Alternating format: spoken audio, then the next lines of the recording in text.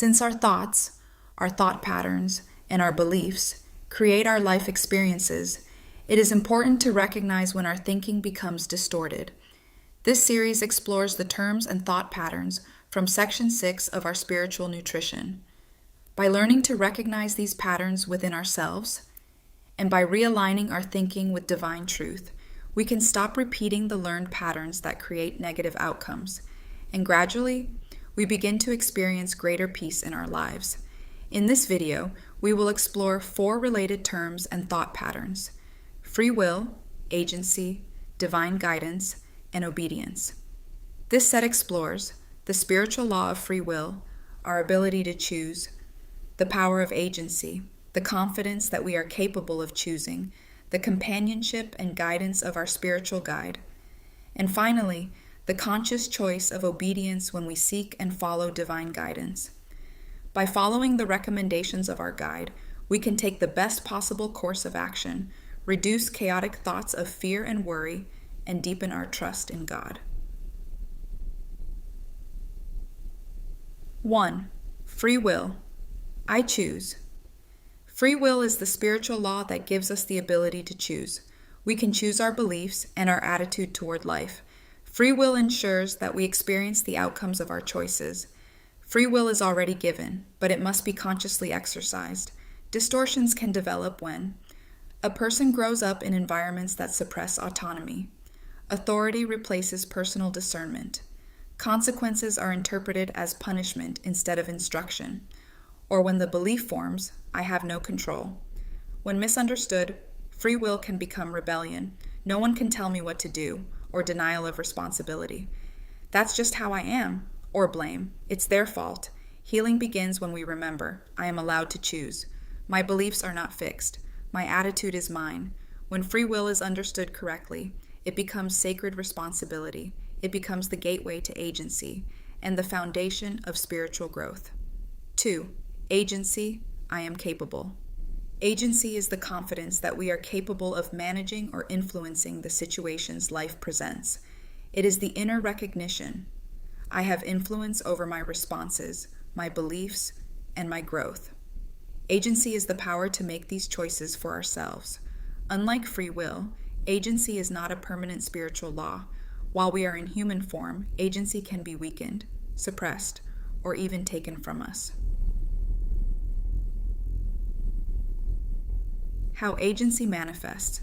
Agency appears as taking responsibility for our responses, instead of blaming circumstances. It appears as a problem-solving mindset instead of helplessness. It appears as calm confidence during adversity.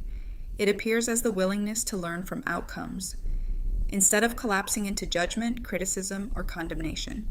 Agency chooses reflection over reaction. Agency often sounds like, I can handle this.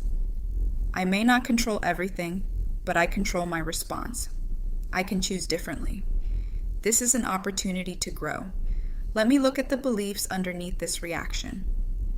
Spiritual effects of agency. Agency strengthens self-esteem, self-trust, and maturity. It reduces victim mentality. It creates greater stability in decision-making without needing constant approval from others. Decisions become aligned with guidance and spiritual growth. The origin of agency. Agency develops as we begin to recognize that our choices influence outcomes. It matures through reflection, accountability, and guided learning. Distortions can appear when autonomy is discouraged in childhood environments, responsibility is confused with blame, or mistakes are punished instead of used as opportunities to learn. Healing begins when we remember, I am capable. My choices matter. I am not powerless. Living the pattern of agency. Pause before reacting. Seek guidance. Look at the thoughts underneath your reactions. When we reach the root belief, we can realign our thinking with divine truth. Remember, practice makes progress. Ask yourself, what is within my influence right now? Act with steadiness and trust rather than fear. Agency grows every time we choose awareness over impulse. 3.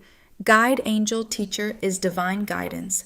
Each of us is accompanied by a divine representative. Often we experience this presence as our inner voice. These guides operate under spiritual laws different from ours. They do not enter human form while serving as guides. They are not the spirits of deceased relatives or family members. Rather, they are spiritual entities who assist souls living in physical form. They communicate directly with the universal intelligence. Their purpose is to guide us toward life experiences that will present the lessons necessary for our soul's progression. The role of free will in guidance. Our guides do not tell us what to do. They offer recommendations only when we consciously seek guidance. They never control, manipulate, override, or interfere with our decisions. To do so would violate the spiritual law of free will. Unlike humans who sometimes attempt to control others, our guides never impose their will. Guidance is offered. It is never forced. Free will remains intact at all times. Characteristics of divine guidance. Divine guidance feels calm, clear, and steady. It feels like gentle redirection rather than condemnation. It offers instruction without emotional pressure. It carries a sense of unconditional love. Guidance promotes growth, not ego comfort.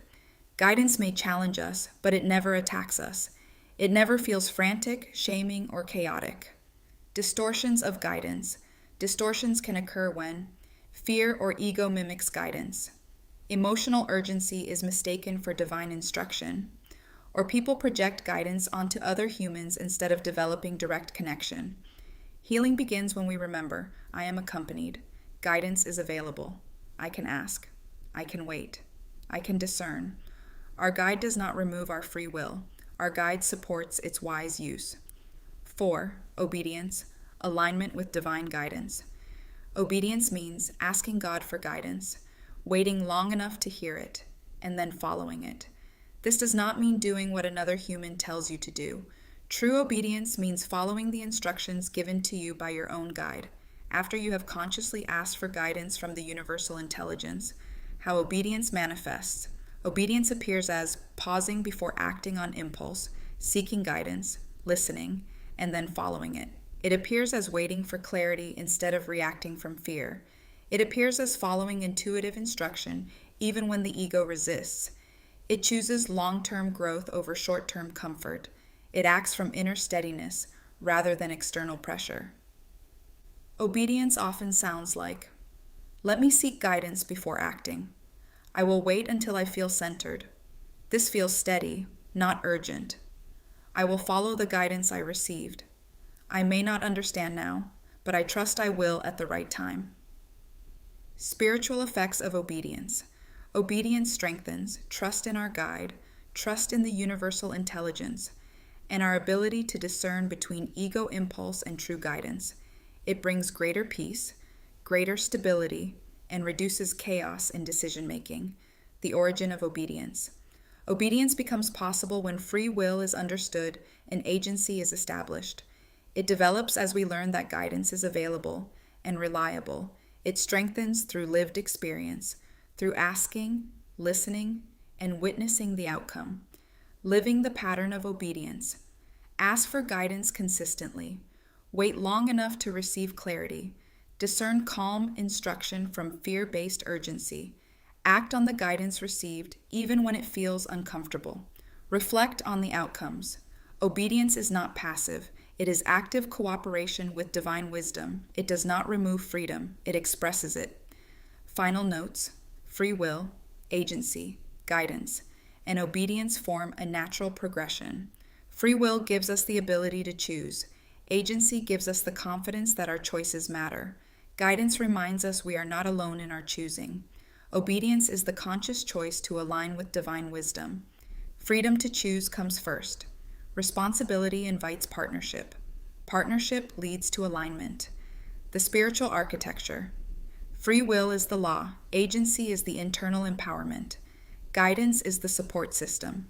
Obedience is the alignment mechanism. Free will allows mistakes. Agency allows growth. Guidance provides direction. Obedience helps us take the best possible course of action and reduces chaos, the healing truth. Free will ensures we experience the consequences of our choices. Agency reminds us we are capable of choosing differently. Guidance reminds us we are supported. Obedience reminds us we are safe to follow divine direction. Obedience is not a loss of power, it is the highest use of free will.